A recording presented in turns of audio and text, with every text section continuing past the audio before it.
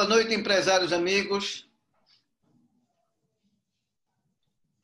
Estamos começando mais um webinário. Alô, estão me ouvindo? Giancarlo, está me ouvindo? Beleza.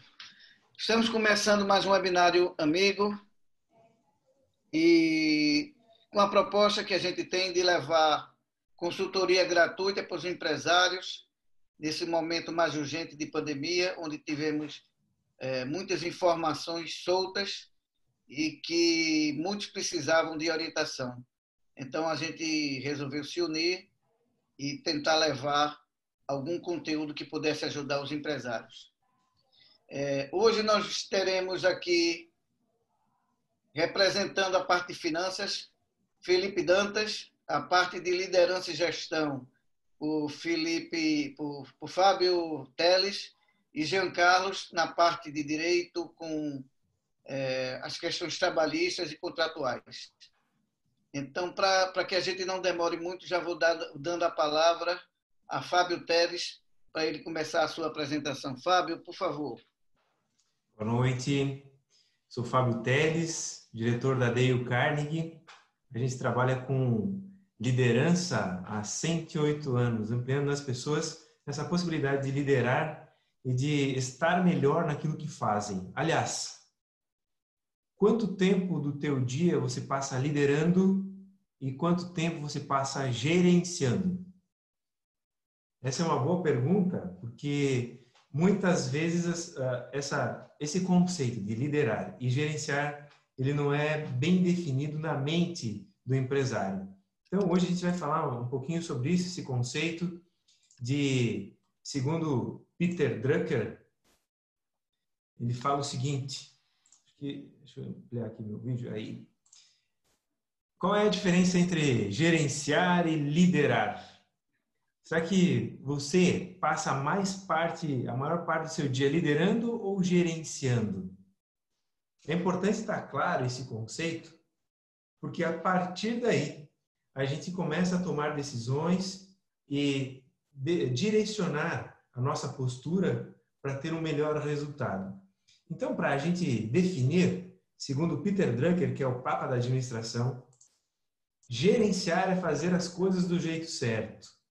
Gerenciar tem a ver com rotina, tem a ver com fazer a escala das situações, ou seja, é a parte mais técnica. Liderar é fazer as coisas certas, ou seja, é fazer com que as pessoas façam a rotina como tem que ser feita, que é um grande desafio. Às vezes nós temos um bom processo de produção e temos pouco engajamento, porque falta essa liderança das pessoas para poder conduzir, para poder fazer. Qual é a importância da gente entender se a gente mais gerencia ou mais lidera durante o nosso dia? Gerenciar é algo mais técnico, exige de mim, exige do gestor, exige da pessoa que está executando isso, do empresário, o conhecimento técnico para poder alinhar as tarefas, para poder alinhar o processo produtivo, para dar mais fluxo às coisas que faz. Então, e a liderança vai em conduzir as pessoas para que ela consiga fazer o que é preciso fazer, sendo mais criativa, envolvida, responsável por aquela situação. Então, o gerir e o liderar tem essas duas características. É importante a gente ficar atento, porque se eu sou o proprietário do meu negócio e eu passo muito tempo gerenciando, provavelmente você passa a maior parte do tempo também apagando incêndio. Porque quando eu foco muito no processo, eu deixo de liderar as pessoas. E aí a coisa começa a andar de uma forma sem pensar, sem estratégia. E eu acabo me afogando nas situações e não tendo muita estratégia bem definida e não tendo o melhor efeito do meu exercício, do meu trabalho. E uma das perguntas que a gente se faz quando eu fico muito no gerenciamento nossa, hoje eu trabalhei muito, mas não me sinto produtivo. O que será que está faltando? Então, essa pergunta é comum para empresários. É comum para quem está gastando energia e não está tendo um efeito tão produtivo. Lembrando que gerenciar o processo é importante, mas liderar as pessoas também ainda talvez seja mais importante do que gerir esse processo. Então, aliado a isso, vem uma pergunta: por que a sua função existe dentro do seu negócio? Por que a sua função existe? Isso também, da maioria das vezes que eu questiono empreendedores, eles respondem de uma maneira genérica. Minha função, se ela não existisse, a empresa não existe. Ok, então deixa eu entender mais. Dentro de uma cadeia hierárquica, aonde é que você se encaixa? Você é diretor? Você é gerente? Você é técnico? O que você é dentro do teu negócio? Faço essa pergunta para muitos advogados, para médicos, para profissionais liberais e geralmente não está claro na mente das pessoas, quando são empresários, qual é a função deles dentro dessa cadeia hierárquica. Porque se confunde muito a capacidade técnica com a função de diretor, com a função de dono do negócio. Exemplo: alguém que se forma como fisioterapeuta, aí abre um consultório de fisioterapia. Essa pessoa é a técnica que atende e também ela é diretora da empresa. Significa que na função técnica ela está bem capacitada e está fazendo lá o gerenciamento da sua rotina, atendendo as pessoas, fazendo tudo aquilo. Mas não lida muito com a situação de liderar outras pessoas, até mesmo secretária ou outros profissionais que estão na sua equipe. Faz com que a função de liderar ou de diretor não seja aplicada. E aí vem algumas falhas, alguns desafios. Que, por não olhar com esse olhar de diretor, deixa de fazer planejamentos estratégicos, ou mesmo que seja um planejamento de curto prazo, planejamento estratégico de 30 dias. Qual o meu resultado que eu almejo em 30 dias? O que eu devo fazer, ou quais os caminhos que eu devo percorrer para atingir esse resultado? E aí não pensa nas ações estratégicas e acaba concentrando-se na rotina, e aí vem algumas dificuldades de resolver problemas e acaba se afogando na rotina, nos problemas, e muitas vezes não consegue produzir o quanto tem capacidade por não pensar estrategicamente. Esse desafio de pensar como diretor é bem comum, como falei, em empresários pequenos também, de pequenos negócios, que muitas vezes, quando a gente abre o negócio, ou quando acontece de abrir o negócio, tem muito mais aí o desejo de abrir, o sonho de abrir, ou então a pessoa ela é uma excelente técnica e começa a ver que ela tem probabilidade de crescer no mercado, e aí abre uma empresa, sem ter o conhecimento técnico de diretor ou essa função administrativa, não sabendo o que é gerenciar, não sabendo o que é liderar, e acaba se afogando nas funções de liderança ou de diretor e não consegue fazer muita coisa a mais. Não sei se talvez vocês já perceberam, alguns excelentes técnicos saem da sua função, saem da empresa para abrir a sua própria.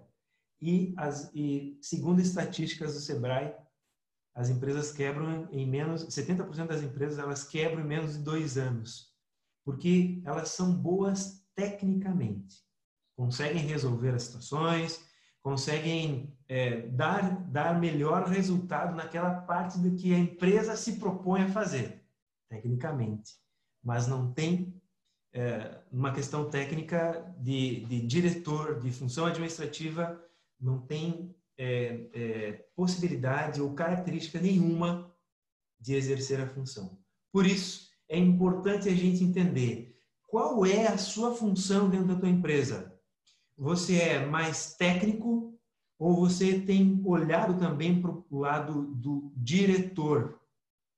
Porque senão, você pode se afogar em situações administrativas, roubando o teu tempo técnico e ainda prejudicando a tua performance quando entrega o teu produto ou serviço para teu cliente. Então, é importante pensar e analisar quanto tempo do teu dia você passa quanto diretor e quanto tempo do teu dia você passa quanto técnico, olhando as funções e o gerenciamento das situações. Esse olhar estratégico nos permite fazer um bom planejamento e começar a ter mais resultados positivos durante o nosso dia. Então, segundo o Peter Drucker, é importante a gente pensar o seguinte: não há nada tão inútil quanto fazer com grande eficiência algo que não deveria ser feito. Será que aquilo tudo, o teu esforço que você faz no teu dia, de fato, você está canalizando para aquilo que vai resolver os teus problemas? Ou você está fazendo as coisas e está te levando cada vez mais para um caminho de desgaste, até mesmo um caminho de você não aturar mais e ter que fechar o seu negócio? Reflexão sobre isso. Estamos à disposição aqui nesse canal do Empresário Amigo para a gente poder te dar mais ideias e as suas ações serem ainda mais produtivas. Flávio, muito obrigado. Ótimo, Fábio. Gostei da reflexão. Achei bem interessante. Outro dia uma tia me perguntou assim: eu não vejo utilidade no maestro na orquestra. Claro que ela é leiga, mas para um músico, se tirar o cara lá da regência, a orquestra perde todo o sentido. Então, realmente, a liderança é fundamental, porque o cara está de fora contextualizando, né? E é sutil a diferença, mas gostei do esclarecimento. Muito obrigado. Vamos passar a palavra agora, então, para o Felipe, que vai nos trazer a sua visão sobre finanças. Felipe. Bom dia a todos. Vamos disponibilizar aqui a tela para a gente começar o nosso bate-papo.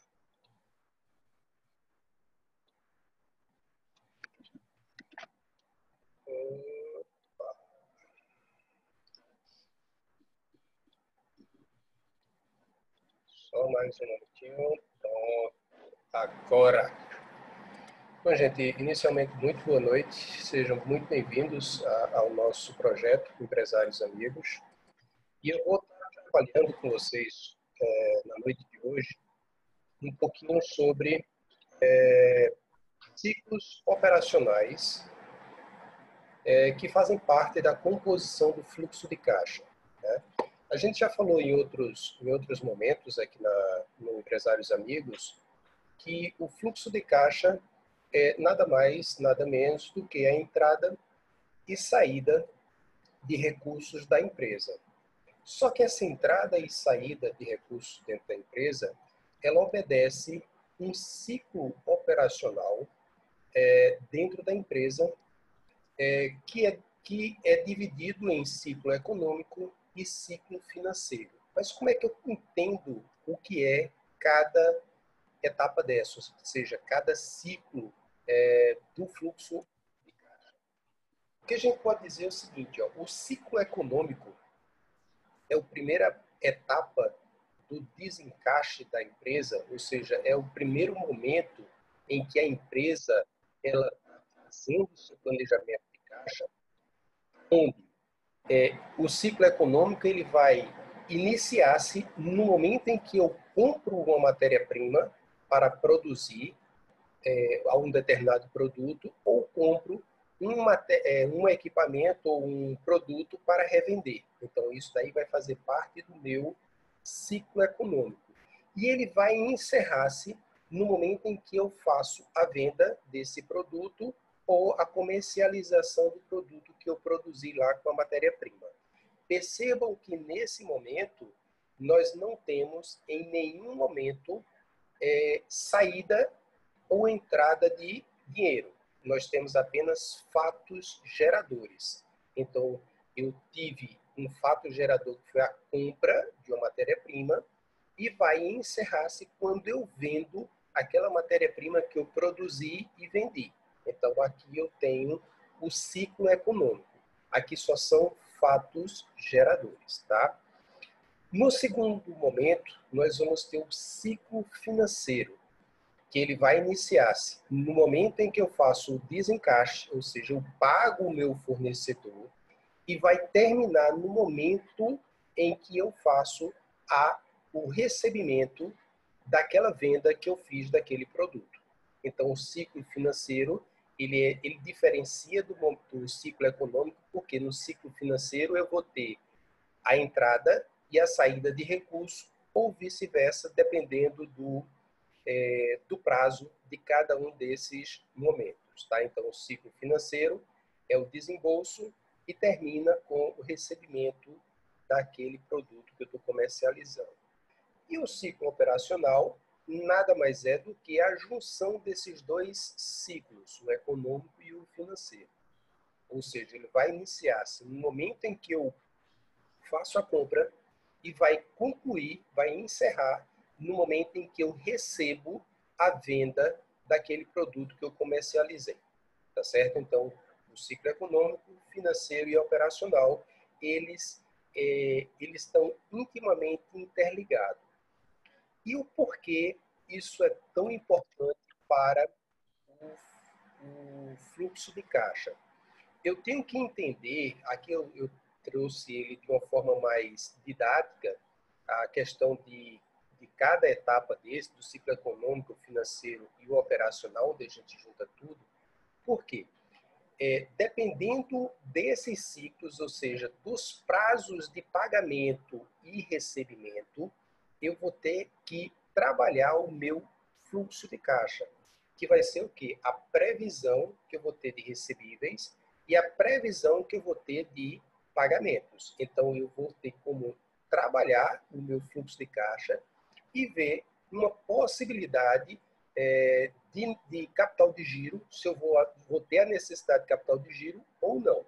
Então, a ideia dos ciclos operacionais atrelada ao fluxo de caixa é justamente para você ter essa ideia de necessidade de capital de giro e quando isso vai acontecer. Tá? A gente tem que entender que esses dois regimes, eles, competência e caixa, que é muito interessante, quando a gente fala de regime de caixa, que é justamente quando efetivamente eu recebo e efetivamente eu pago.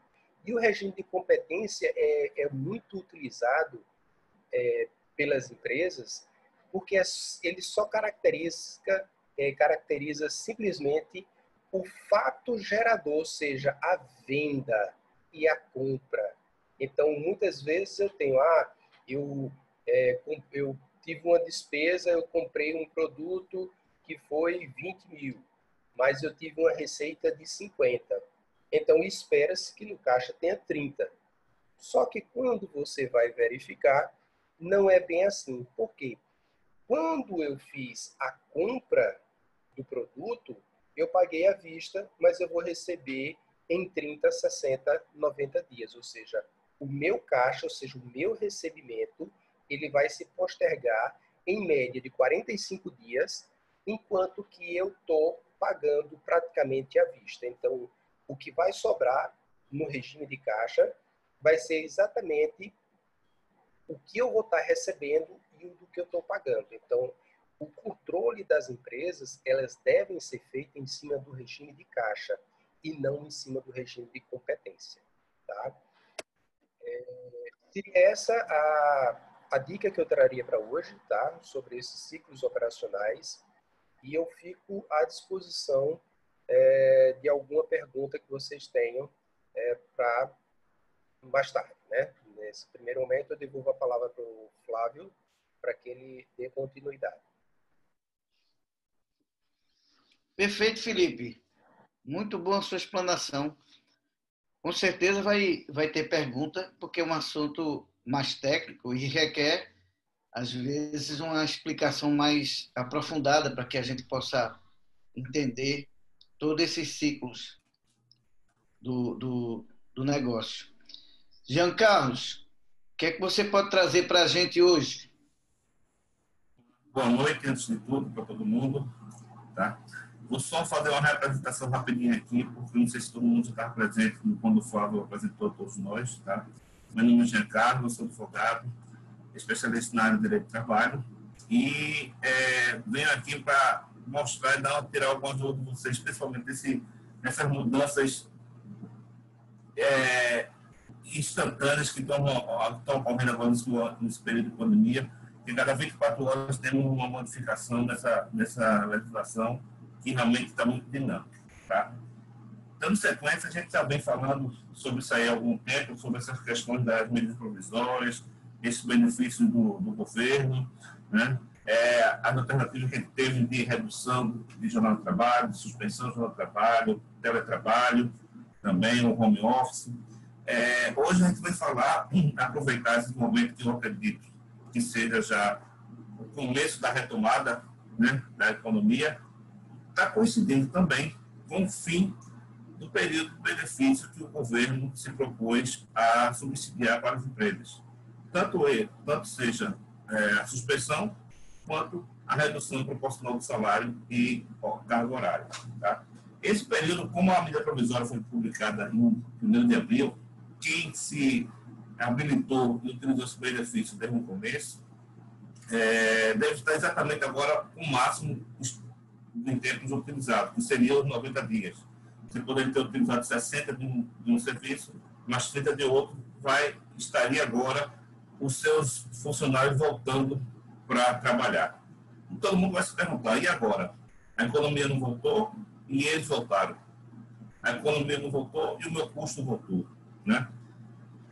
Para isso, a gente tem que, na verdade, demonstrar que tem alguns, apesar de ter feito ter tido obtido esse benefício, tem algumas obrigações agora que são importantes. Tá? Dependendo do período que você utilizou os benefícios do governo, que pode ter sido de 30, 60 ou até mesmo 90, ou não ter terminado ainda, se você não começou desde o início a utilizar, pelo mesmo período que você utilizou, o teu funcionário vai ter mais estabilidade no emprego. Ou seja, se você utilizou ele por 30 dias, ele tem direito à estabilidade de 30 dias. Se você utilizou por 60 dias também é estabilidade. Só depende de que essa estabilidade, tá? A medida provisória prevê uma multa, tá, para cada tipo de utilização. Ou seja, além das verbas rescisórias, se você demitir um funcionário hoje, sem justa cláusula, é óbvio, tá? E ele está no período de estabilidade, além de toda aquela rescisão, tá, daquelas verbas rescisórias e indenizatórias que ele teria direito normalmente, a lei prevê ainda mais uma multa para inibir essa demissão geral nesse período, né? Que ficou em 3 escalas. Ficaram em 3 escalas. Quem utilizou a redução do salário em 25% vai ter que pagar uma multa sobre o valor total do benefício que utilizou, 50% de todo o benefício em cima do salário. Ou seja, se o funcionário tinha um salário de R$1.000 e ele utilizou 3 meses, a gente vai ter uma multa de 50% sobre 3 meses de salário. Se ele é 3.000, vão pagar uma multa a ele em cima de R$1.500. No mesmo padrão, seria se você utilizou a redução de 50%. Aí não seria, a multa seria de 75% nesse caso, em cima de cada salário de cada mês. E se você utilizou acima de 70% ou a suspensão direta, você vai pagar 100% de todo o salário que ele utilizou, que o governo deu de benefício. Ou seja, isso é um grande inibidor para que a gente tente manter o emprego. Tá?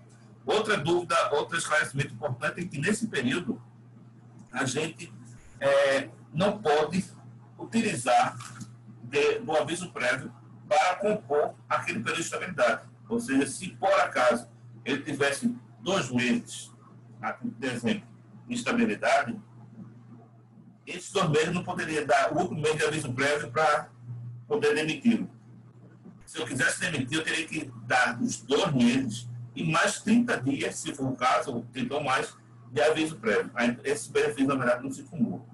Então, resumindo, isso é um inibidor grande da demissão, que a gente, se não tiver outra alternativa, se teu negócio ainda não voltou, não pegou aquele ritmo da retomada da economia, a gente tem que ver outras alternativas para poder gerenciar esse custo a mais dos funcionários, do retorno dos funcionários, para que isso não venha a causar a quebra da empresa nesse momento e prejudicar, assim, tem um impacto bem grande na tua receita, na tua despesa. Tá? Então, seria que teria que analisar cada tipo de alternativa, que ele poderia estudar várias. Por exemplo, uma antecipação de férias, né? Uma antecipação de feriados, um banco de horas, e aí seria, cada atividade ele poderia tentar estudar e verificar algumas outras alternativas que não essas, para tentar driblar esse período de transição, de retomada da economia. Tá bem? Eu acho que seria mais ou menos essa dica. Vou ficar aqui à disposição para ver se ele tem alguma dúvida, alguma coisa a mais, mas que esse é um momento bem difícil para a gente. É uma notícia ruim que eu venho trazer, que realmente está acabando esse período e a gente não teve a efetiva retomada da economia. Né? Mas vamos tentar ver se a gente consegue ter esse fôlego final para evitar a quebra de todo mundo. Tá bom, Flávio? Eu queria deixar essa dica para vocês e qualquer coisa a gente está aqui à disposição. Jean Carlos, eu fico pensando como é difícil gerir toda essa parafernália de informação, de novidade, de lei, sem o apoio de um profissional de cada área. Você vê como é difícil para o empresário poder gerir tudo isso com tanta informação chegando, se não tiver um apoio profissional, uma consultoria ou um grupo como esse, Empresário Amigo, oferecendo para o profissional, para o empresário, todo esse arcabouço de informação, porque realmente não é fácil absorver tudo isso, né? Principalmente nesse momento, Flávio, porque, especialmente na minha área, assim, a questão da demanda de consultoria triplicou, porque normalmente a gente vivia, o empresário tinha digamos assim, um certo conhecimento das regras trabalhistas, que eram regras já bem consolidadas, com pouquíssimas alterações, mudavam de 10 em 10 anos, mas agora está mudando de 10 em 10 minutos. Né? E aí a gente tem que estar não só atualizado, mas tem que atualizar eles também na mesma velocidade e para evitar e descobrir a melhor maneira de sair dessa situação. Isso, é uma loucura. Felizmente, e eu digo isso com muito prazer, que a iniciativa desse projeto, Empresário Amigo, tem ajudado a muita gente, e sobretudo a nós mesmos, porque cada um na sua competência domina, mas às vezes a gente precisa do auxílio do nosso parceiro, companheiro, do Empresário Amigo, que nos ajuda, né? É isso aí. Eu vou interromper só mais uma vez para dizer assim, por exemplo, hoje eu saí mais enriquecido, eu recebi mais do que dei hoje, para ser sincero, tá? Tanto com a palestra do Fábio, quanto com a palestra do Felipe lá, assim, eu estou falando como empresário, estou falando nem como advogado, porque também tem empresa que tem que gerir ela. Essa questão do gerente e do gerente, do líder. Exatamente. O Fábio tinha um tema engraçado essa dica ainda, eu tive que absorver ela agora, né? E ver como é importante fazer essa divisão de tempo e de tarefas também. Pois é, e para mim ainda mais que eu estou aqui só ouvindo e distribuindo a bola, então é muito enriquecedor mesmo. Mas vamos começar a próxima etapa, que é uma mesa redonda que a gente elaborou, onde os expositores exploram os outros expositores com perguntas pertinentes ao tema de cada um. Então eu vou dar a palavra ao Fábio Teles para começar o ciclo de pergunta. Fábio, fique à vontade para fazer a primeira pergunta. Então, vamos fazer a pergunta aí para Felipe, já que Felipe fala de fluxo de caixa, esse negócio de dinheiro é muito importante, né? A gente gosta muito quando fala em dinheiro. Mas qual o impacto de não conhecer o ciclo operacional da empresa quando eu negligencio essa informação, Felipe Dantas? Excelente pergunta, Fábio, e eu te agradeço por ela. Uma coisa que é interessante a gente entender, quando a gente fala, e eu volto a falar, do ciclo operacional, é entender a capacidade de pagamento da empresa, ou seja, de que forma o meu desencaixe da empresa e o meu encaixe, ou seja, as saídas e entradas do meu caixa vão me dar um fôlego necessário. Quando a gente fala de ciclo operacional, a gente está falando do processo como um todo. Então, eu estou falando do momento em que eu compro a mercadoria até o momento em que eu vendo e recebo, ou seja, eu recebo. Então, é o momento que eu estou comprando, não tive nenhum desembolso, até o momento em que eu estou recebendo efetivamente a última parcela. Então, no ciclo operacional, o impacto maior é se ele não for bem administrado, ele vai impactar negativamente o meu fluxo de caixa, ou seja, o meu desencaixe. Vai ter uma situação em que eu posso estar vendendo muito, mas eu não tenho caixa suficiente para pagar as minhas obrigações. Aí o que vai acontecer? Eu vou ter que entrar num cheque especial, vou ter que pegar empréstimos. Então, isso vai reduzir a sua margem de lucro. Então, cuidar do ciclo operacional, entender como ele funciona dentro da sua empresa é de primordial importância para a gestão financeira dela. Então, Felipe, só um detalhe. Quando esse ciclo operacional tem a ver que quando eu compro um produto, às vezes eu compro ele em 60 dias para pagar e vendo em 120. Esse ciclo, que se eu não tiver cuidado, eu posso tenho para receber, mas eu não tenho para comprar mais. É isso mesmo? É isso mesmo. É esse o raciocínio, Fábio. Imagina o seguinte,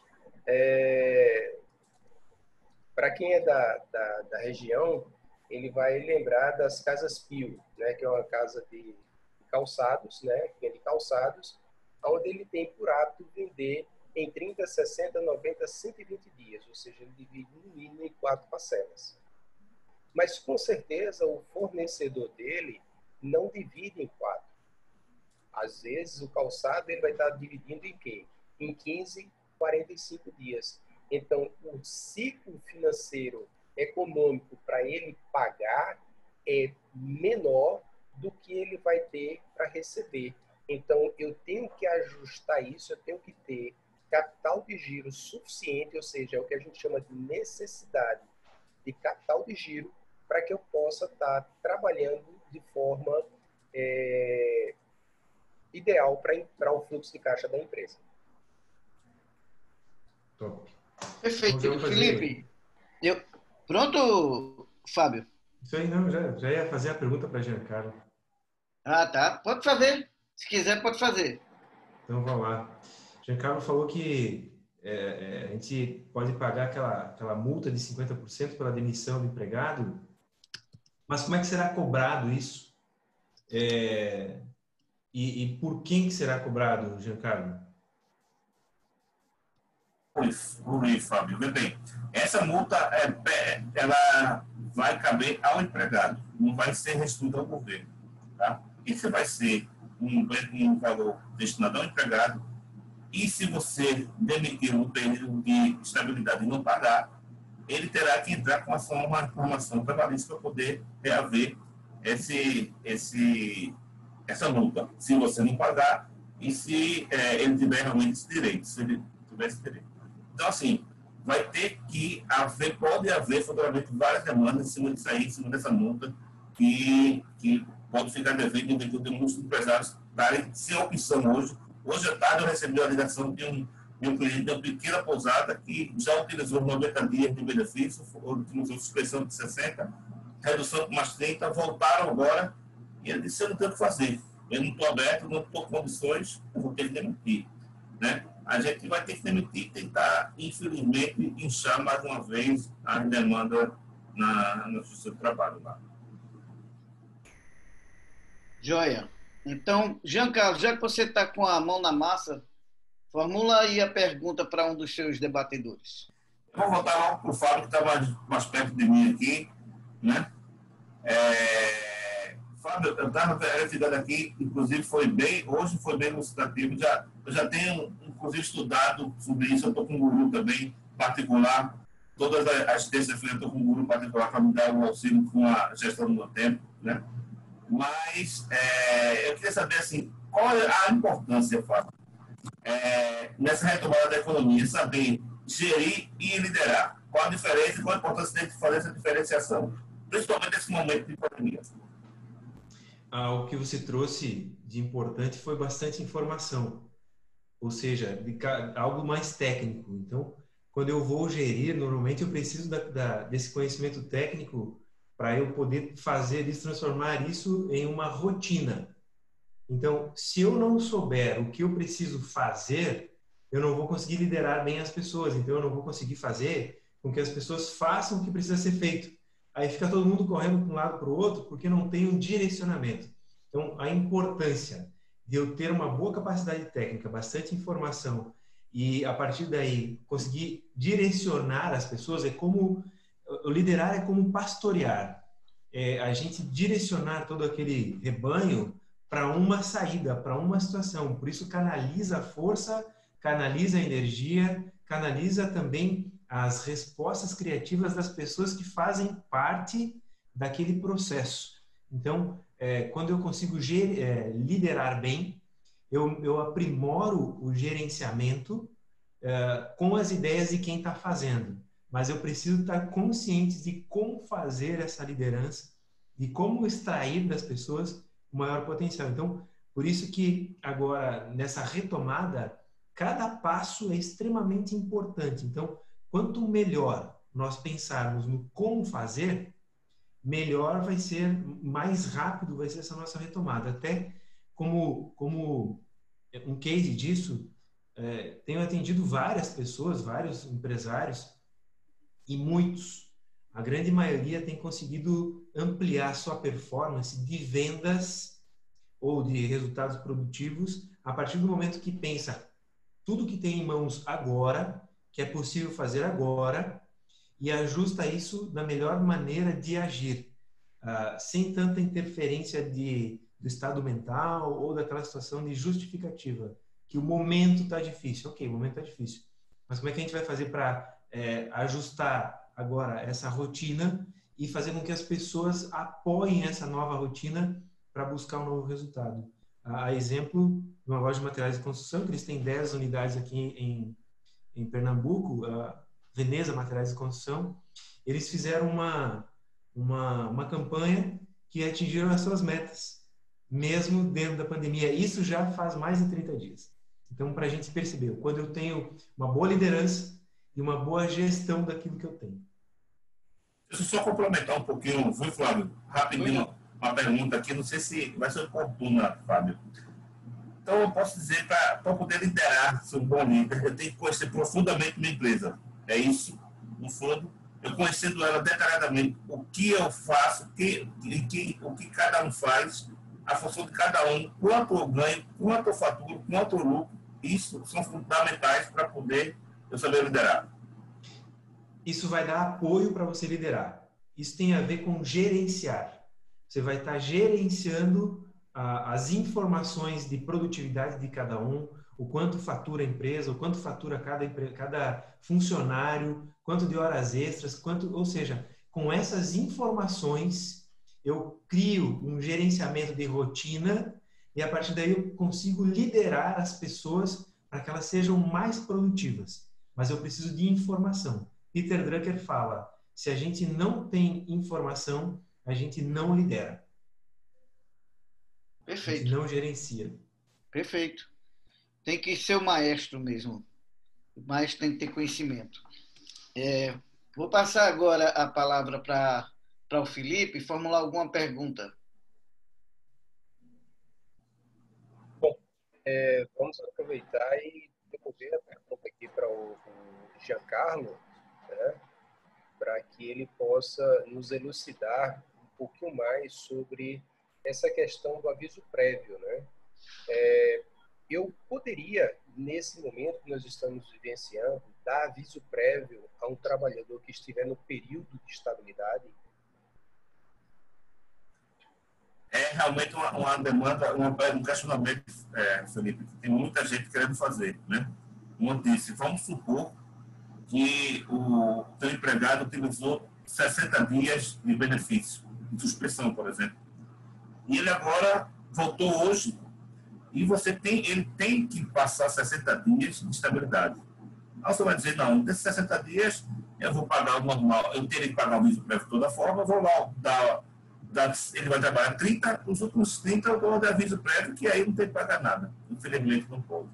Apesar da lei, da medida provisória, não prevê isso expressamente, né? Isso aí já está sacramentado através dos expedientes do TST, em que os dois benefícios, a estabilidade e o aviso prévio, não se acumulam. Né? Não só nesse período de pandemia, que tem essa estabilidade, mas qualquer outra estabilidade que pudesse haver no passado, como, por exemplo, a estabilidade da gestante. Né? No último mês que ela teria de estabilidade, você não poderia dar de aviso prévio. Você tem que dar o aviso prévio após o término do período de estabilidade. Ou seja, são benefícios que não se confundem e que não podem ser acumulados um anular o outro. Perfeito. Pessoal, alguém tem mais alguma pergunta a se fazer? Não, eu tenho mais um aqui para o Jean Carlos, Oi. que até é uma dúvida minha, tá? Assim, que tem me atormentado esses últimos dias, né? Nesse período, nós fizemos algumas suspensões de funcionários dentro da empresa, tá? Então, nós utilizamos a lei e suspendemos por 60 dias o pagamento dos salários e eles estão recebendo através de benefícios que o governo está proporcionando. Aí a pergunta tá para se fazer a extensão desse período por mais 2 meses? Como eu devo proceder? Ou eu tenho que esperar esse decreto sair efetivamente, ou eu já posso tomar alguma outra ação nesse primeiro momento? Porque o funcionário está voltando. Hoje, Felipe, o que nós temos de concreto está realmente publicado e sancionado. Né? Então, a gente tem que trabalhar com isso, diferentemente da expectativa de que a gente venha ao que vai surgir de novo de prorrogação dessa lei. Hoje, infelizmente, o total do benefício, podendo ser tanto redução como suspensão, é de 90 dias. Tá? 60 dias para suspensão, você pode utilizar mais 30 de redução. Mas, expirando esse prazo, infelizmente, a gente tem que arcar com a retomada do funcionário. Não só com a retomada, mas com um período de estabilidade. Né? Aí você pode me perguntar, mas vamos supor que ele voltou hoje é dia 1 de julho, e eu vou segurar ele mais uma semana, lá para o dia 10 de julho, por exemplo, sai a prorrogação da medida provisória. Como eu devo proceder? Normalmente, a medida provisória não vai ter efeito ex-tunc, que a gente chama retroativo.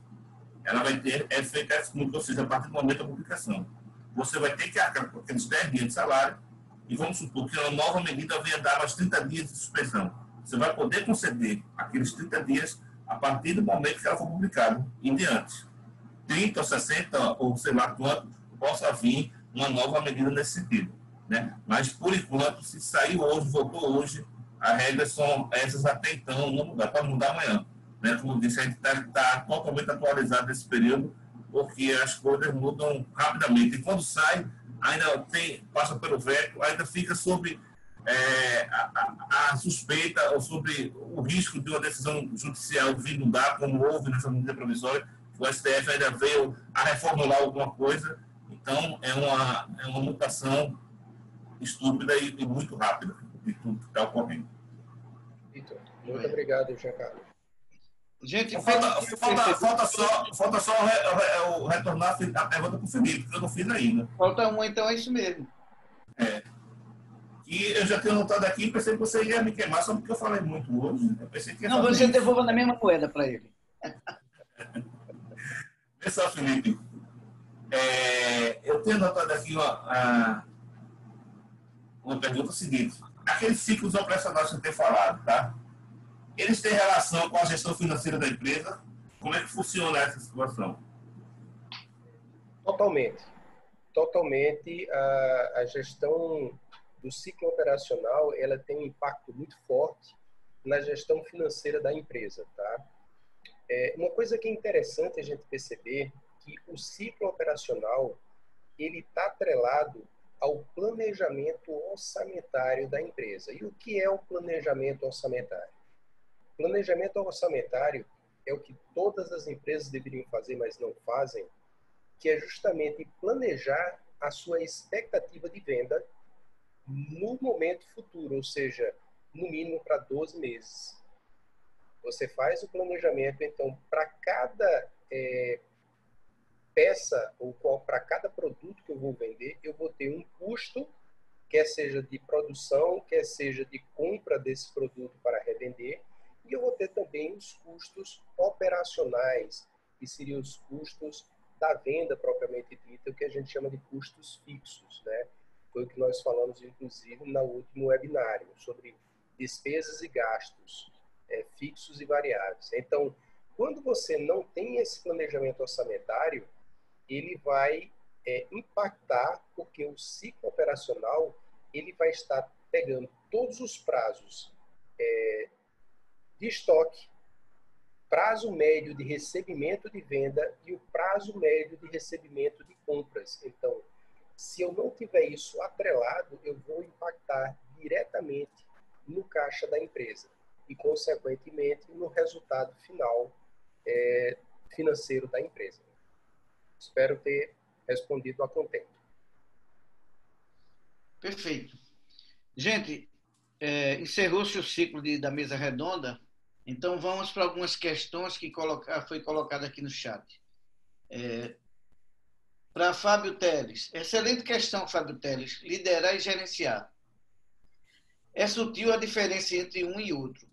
Podemos dizer que o gerente age enquanto o líder gesta, concebe o que deve ser feito, é isso mesmo? E já emendando aqui com a citação de Maria José, é a história do bom vendedor que virou péssimo gerente? É importante entender que um não desassocia do outro. A questão é como é que eu faço para lidar com isso na rotina do meu dia. Por isso é importante estar claro o que é que eu faço para que eu não seja apenas um gestor ou seja apenas um líder. Porque quando isso está mais consciente, ainda mais em empresas pequenas, a pessoa que está lá fazendo o papel de diretor e de técnico não tem como deixar de fazer uma coisa ou outra, porque ele faz tudo dentro da empresa. Então, ele é um advogado, por exemplo, que ele é diretor do negócio e também atende o cliente, porque ele é a peça principal de responder e de fazer uma boa peça, né, naquele trabalho que ele faz. Então, é importante ficar claro que gerir e liderar caminham juntos. Um ajuda o outro a seguir em frente. Se não agir estrategicamente no gerenciar, também não vai conseguir liderar estrategicamente. Joia. Tem uma pergunta aqui agora para o Felipe. Felipe, para as empresas pequenas, existe um regime desses, competência e caixa, que seja mais útil? Como saber qual regime adotar? Veja, o regime de caixa e competência, para as pequenas empresas, elas podem ter um impacto muito grande na hora de você fazer o seu planejamento tributário. Tá? Você, quando paga o Simples, se você utiliza o regime de competência, você vai pagar 30 dias após o fechamento do mês, ou seja, no dia 20 do mês subsequente, você vai pagar um imposto sobre tudo aquilo que você vendeu, quer você tenha recebido ou não. Então, isso vai ter um impacto pesado no teu fluxo de caixa.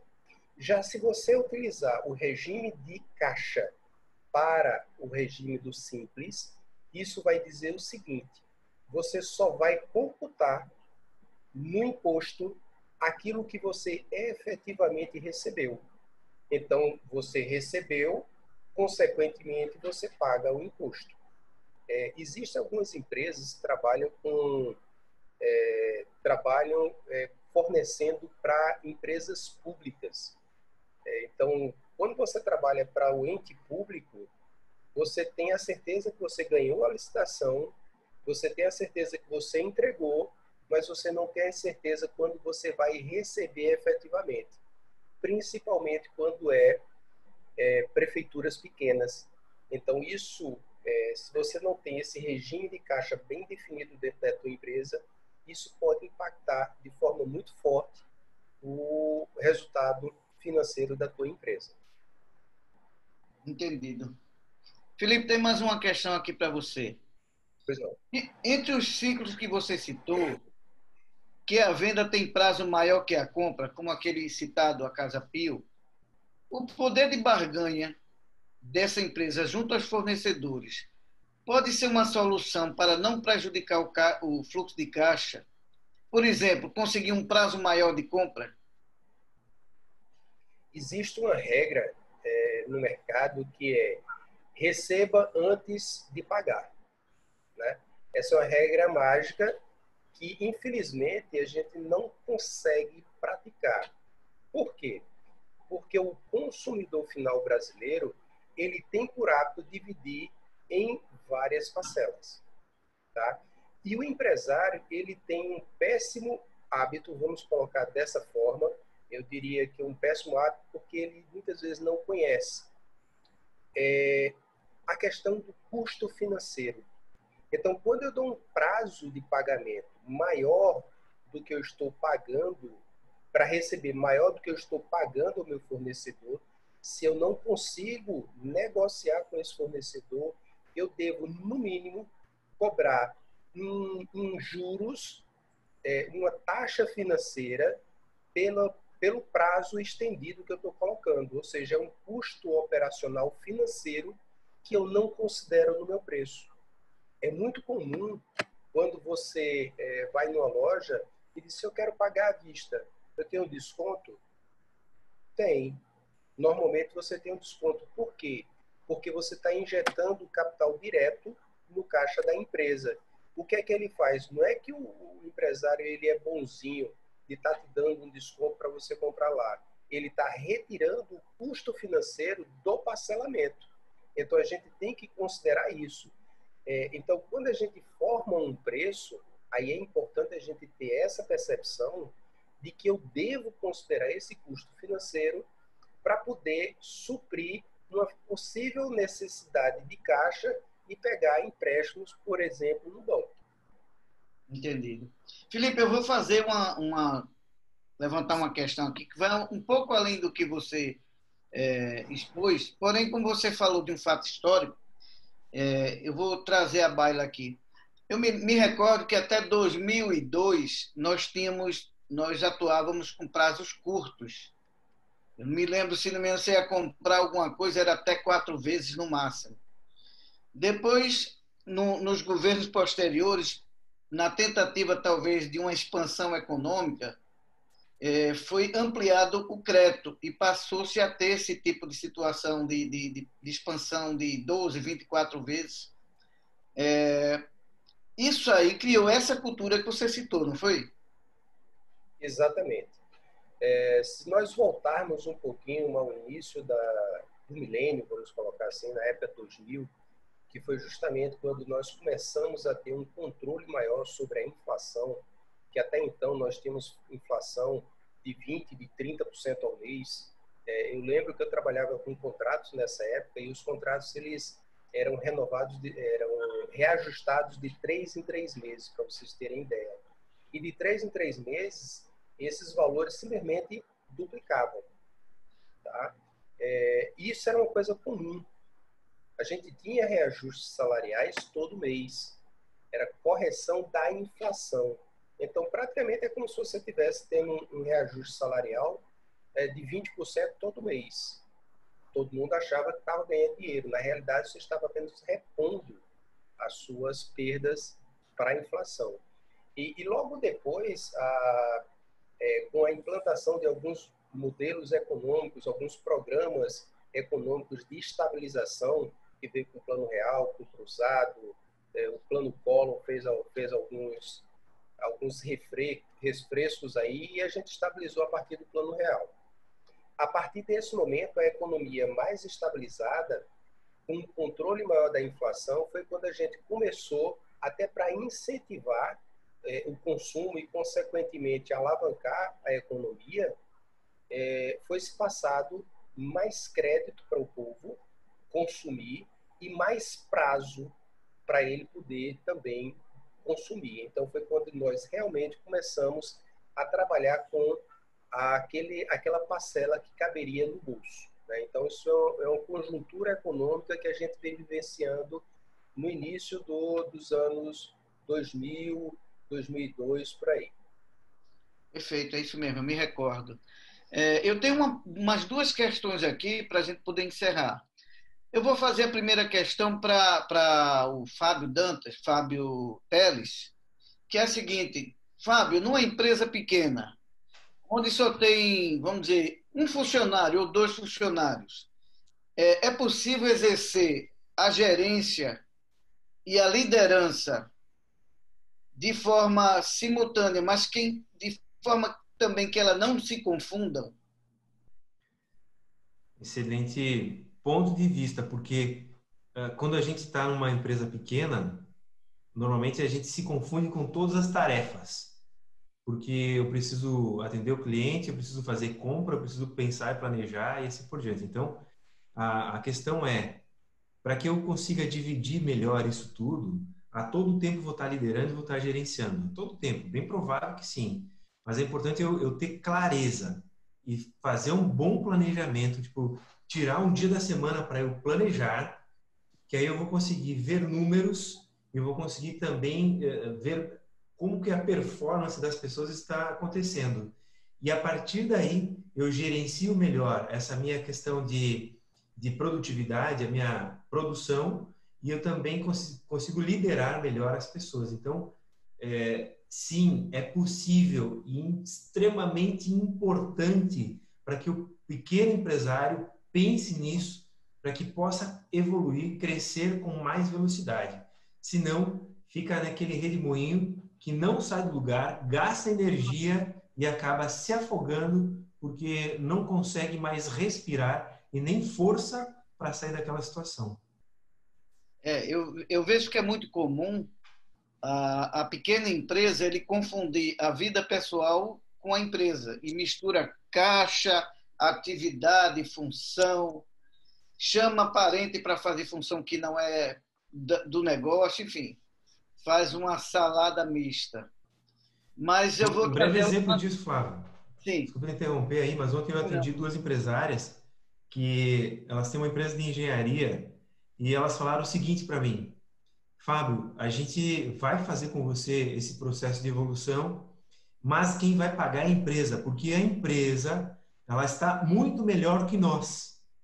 E ela consegue sobreviver sem mais nenhum trabalho por os próximos 2 anos. Veja o quanto elas estão organizadas economicamente, com um caixa, e aí já entendendo outras possíveis demandas que podem acontecer, elas estão capitalizadas. Agora, o que elas vêm fazer é ampliar o seu poder de percepção delas para liderar melhor os seus dias e gerir melhor as situações, inclusive quando elas estiverem na frente do cliente, para que elas possam estar conscientes do que elas estão fazendo e poder fazer uma melhor negociação, liderar melhor o seu dia, inclusive com a sócia dela. Então, excelente teu posicionamento e a pergunta de antes. Até porque ela também precisa ter uma vida satisfatória, e se a empresa está bem, agora ela tem que reverter um pouco a favor dela, e para isso ela precisa desse planejamento. Valeu. Giancarlo, tem uma última pergunta, ficou para você. A pergunta um pouco mais complexa, mas é para você mesmo que mata no peito e leva a bola para frente.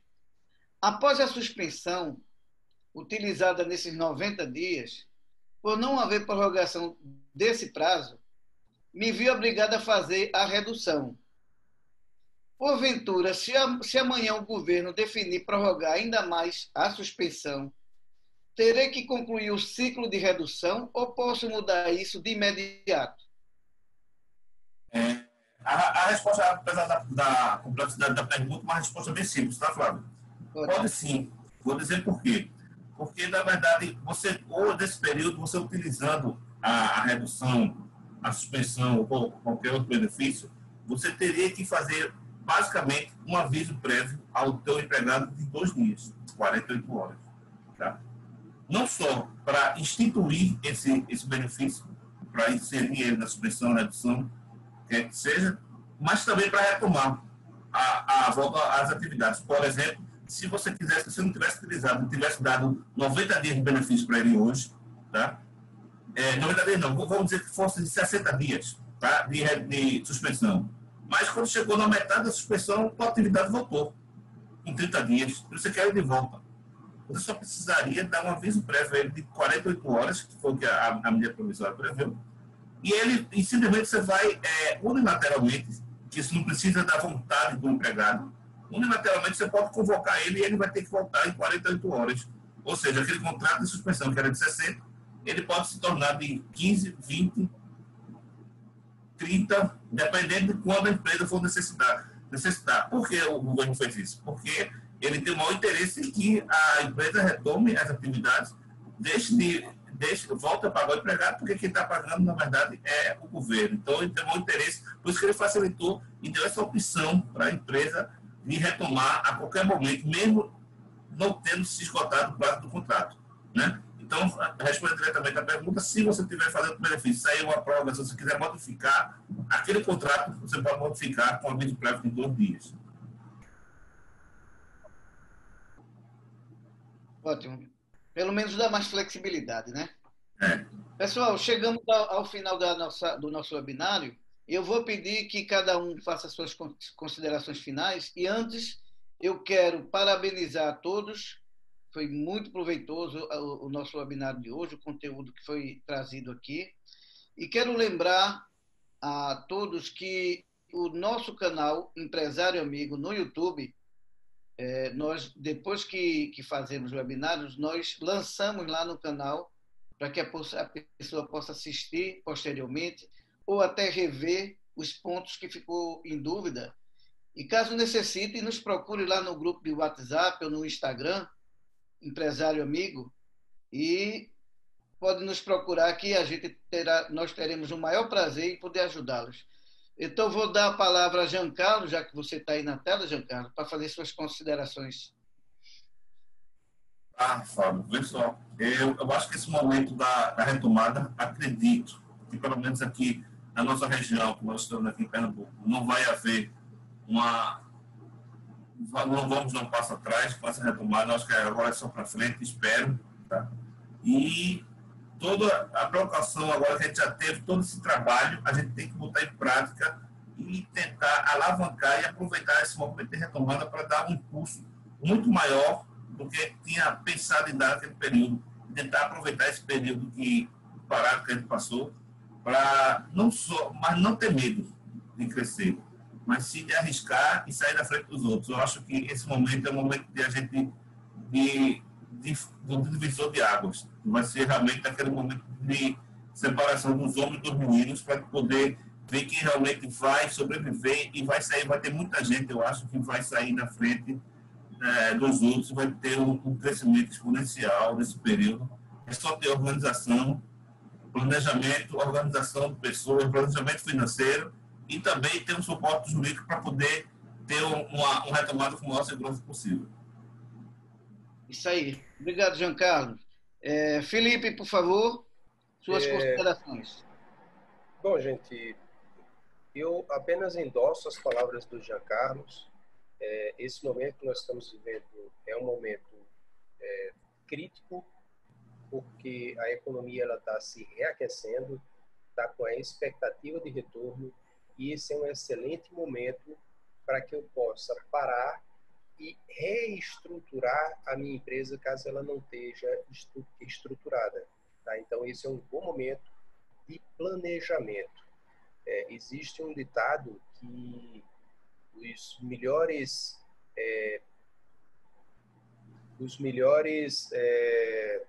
pilotos, os melhores navegadores, eles são forjados quando eles enfrentam as maiores tempestades. Então, nós estamos enfrentando uma grande tempestade e, com certeza, nós estamos forjando bons empreendedores.